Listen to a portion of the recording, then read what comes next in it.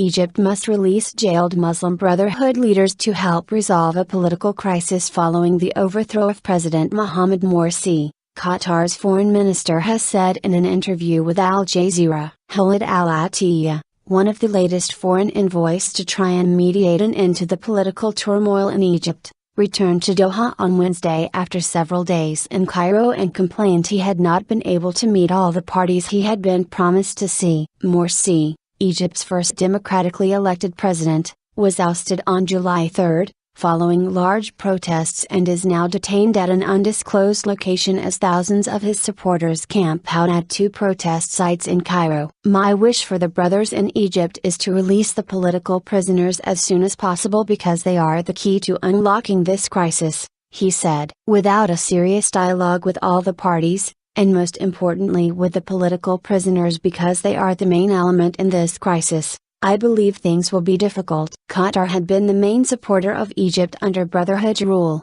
giving the Arab country about $7 billion in aid before Morsi was ousted, Reuters reported. Attiya said he had met jailed Brotherhood deputy leader Khaled al-Shader for an hour and a half. He also met interim Vice President Mohamed al-Baradei, but was not able to see Morsi or Army Chief General Abdel Fattah el-Sisi. He said there had been an agreement that he would be able to meet all parties, but our luck allowed us only to meet with engineer Khaled al-Shader during this visit. All-out bloodshed. On Tuesday, U.S. Senators John McCain and Lindsey Graham said they considered Morsi's removal to have been a military coup, causing an uproar in the Egyptian media and drawing a strong riposte from the acting president. McCain said Egypt could turn into all-out bloodshed in the coming days if efforts to find a political solution fail. "These folks are just days or weeks away from all-out bloodshed," the senator added. Morsi's deposal has led to violent confrontations between military forces and supporters of the overthrown leader.